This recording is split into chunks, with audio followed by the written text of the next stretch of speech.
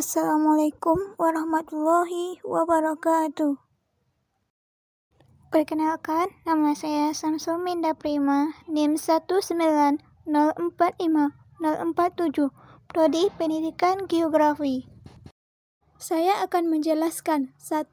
Pengertian administrasi peserta didik. 2. Proses administrasi peserta didik. 3.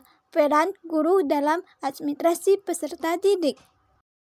Pengertian administrasi peserta didik. Administrasi berasal dari kata Latin yaitu minus, ad dan mister. Ad berarti kepada dan mister artinya membantu, mengarah dan melayani. Sedangkan dalam bahasa Inggris, to minister yang berarti mengolah, mengatur dan mengarahkan. Pengertian siswa atau peserta didik adalah anggota masyarakat yang berusaha mengembangkan potensi diri melalui proses pembelajaran tersedia pada jalur atau jenis pendidikan tertentu. Pengertian administrasi peserta didik menurut para ahli. Pertama, menurut Sucipto mengatakan administrasi peserta didik adalah proses pengurusan layanan dalam berkaitan dengan murid atau lingkungan sekolah, mulai dari perencanaan, yaitu mulai murid baru, pembinaan selama berada di sekolah sampai menamatkan pendidikan. Menurut Suharsimi, administrasi peserta didik adalah pencatatan siswa dari penerimaan hingga tersebut lulus karena disebabkan tamat atau sebab lainnya. Menurut Answir, administrasi peserta didik adalah proses bagian administrasi yang dilaksanakan di lingkungan sekolah berupa kerjasama yang dilakukan oleh para pendidik agar terlaksananya proses belajar mengajar relevan secara efektif, efisien, berguna untuk mencapai tujuan pendidikan yang diharapkan. Menurut Suryo Broto mengatakan administrasi peserta didik adalah proses pekerjaan atau kegiatan pencatatan siswa, mulai semenjak proses penerimaan sampai murid meninggalkan sekolah karena sudah tamat atau mengikuti pendidikan pada sekolah. Tujuan khusus administrasi peserta didik. Menurut Eka mengatakan 1. Meningkatkan pengetahuan dan kemampuan psikomotor peserta didik. 2. Menyalurkan mengembangkan kemampuan untuk kecerdasan, bakat dan minat peserta didik. 3. Menyalurkan aspirasi, harapan, memenuhi kebutuhan peserta didik. 4. Peserta didik dapat mencapai kebahagiaan kesejahteraan hidup yang lebih lanjut untuk dapat belajar dengan baik dalam mencapai cita-citanya. Tujuan administrasi peserta didik menurut MC Kno mengatakan 1. Membantu peserta didik belajar dalam menggunakan ruang waktu secara bijaksana. 2. Membantu peserta didik dalam meningkatkan dan memanfaatkan membangun secara bakat dan minat yang mereka miliki. 3. Membantu peserta didik mengembangkan minat dan keterampilan yang baru. 4. Membantu peserta didik dalam mengembangkan sikap yang lebih positif terhadap kegiatan yang kreatif. 5. Membantu peserta didik meningkatkan pengetahuan dan keterampilan dalam fungsi sebagai pemimpin anggota kelompok. 6. Membantu peserta didik mengembangkan sikap lebih realistis dan positif terhadap diri sendiri dan orang lain. 7. Membantu semua peserta didik mengembangkan sikap lebih positif terhadap sekolah dan program kegiatan peserta didik. Fungsi administrasi peserta didik yaitu fungsi berkenaan dengan pengembangan individualistik. 2. Individu berkenaan dengan pengembangan fungsi sosial. 3. Fungsi berkenaan dengan penyaluran dan inspirasi dan harapan peserta didik agar dapat tersalurkan hobinya. 4. Fungsi berkenaan dengan pemenuhan kebutuhan dan kesejahteraan peserta didik.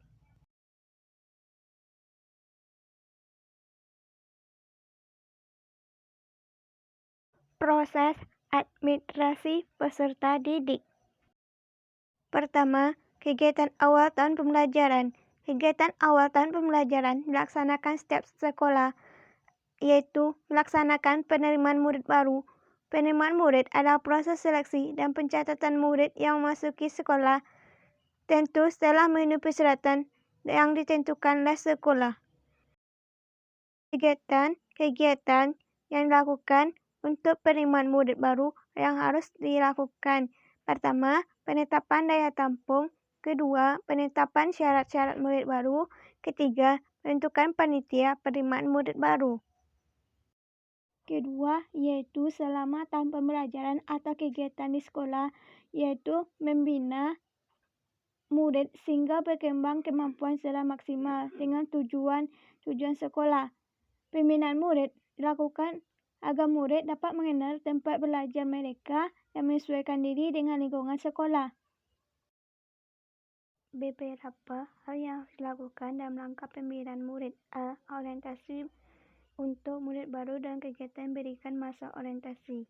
B. Peraturan kehadiran murid yang digunakan untuk pencatatan kehadiran murid. C. Promosi dan mutasi murid.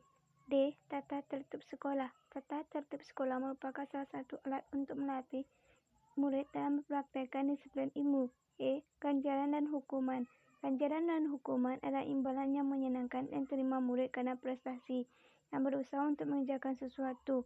Hukuman adalah imbalan yang tidak menyenangkan yang diterima akibat tingkah laku yang tidak sesuai dengan di tempat sekolah. Akhir tahun pembelajaran. Adapun kegiatan akhir tahun pembelajaran adalah pelaksanaan ujian nasional dan ujian akhir semester. Instrumen administrasi peserta didik berupa elektronik dan manual. Buku induk. Buku induk merupakan buku yang di dalamnya memuat semua informasi yang dianggap lengkap mengenai keadaan siswa, yaitu berupa informasi identitas pribadi siswa sampai informasi mengenai nilai-nilai belajar yang diperoleh siswa selama belajar di sekolah yang bersangkutan. Buku Kepler. Buku yang berfungsi untuk membantu induk membuat data murid yang penting. Pengisian dapat diambil dari buku induk tapi tidak selengkapnya terdiri dari buku induk. Daftar nilai yang tercatat kegunaannya. Buku Kepler adalah buku yang memudahkan mencari data murid apalagi belum diketahui nomor induknya. Buku atau daftar keadaan siswa. Buku ini mendeskripsikan keadaan jumlah kecenderungan siswa di sekolah. Biasanya gambaran keadaan siswa ini suatu sekolah akan terus verifikasi setiap bulannya. Daftar hadir. Daftar hadir siswa dibuat untuk mengendalikan keaktifan siswa mengikuti kegiatan di sekolah. File penyimpanan berkas data siswa. Berkas penyimpanan data tak terlepas dari dihasilkan oleh sekolah, misalnya foto, kopi, STTB, akte kelahiran, surat keterangan pindah, dan sebagainya. Surat berkas sebaiknya ditabelkan menurut kelompok masing-masing, sehingga berkas itu akan mudah ditemukan bila diperlukan. Marcia mengatakan, ada instrumen diperlukan administrasi siswa, yaitu buku induk siswa, buku Kepler, buku keadaan siswa, buku mutasi siswa, pencatatan kehadiran siswa, papan absensi kehadiran siswa, buku absensi harian siswa, rekapitulasi absensi siswa yang diperlukan untuk kepala sekolah.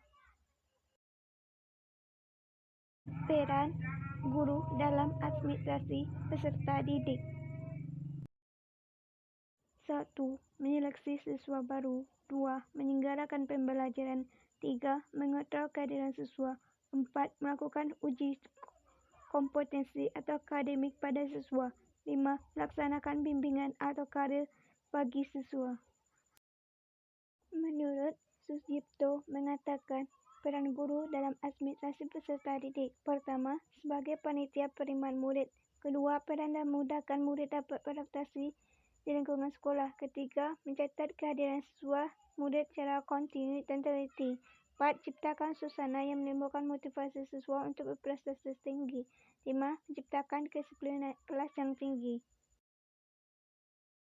Menurut Afriansah mengatakan, guru dilibatkan dalam penerimaan murid baru dengan menunjukkan sikap mereka sebagai panitia penerimaan murid baru yang dilaksanakan dengan tugas dan teknik dari pencatatan penerimaan dengan pelaporan pelaksanaan tugas. Kedua, pelaksanaan yang besar dalam orientasi yang dipegang oleh satu guru dalam satu kelas dan samping kepala sekolah. Guru membuat murid yang lebih cepat beradaptasi dengan lingkungan sekolah. Peran guru ini sangat penting karena keliruan orientasi dapat. Untuk pengaturan kehadiran murid di kelas, guru pun mempunyai andil yang besar. Guru harus mempunyai ciptakan suasana yang mendorong timbulnya motivasi murid untuk senantiasa berprestasi yang tinggi. Guru harus mempunyai peran besar dalam menciptakan disiplinan sekolah atau kelas yang baik karena sekolah merupakan masa pembentukan disiplin yang tinggi dan menentukan masa depan selanjutnya.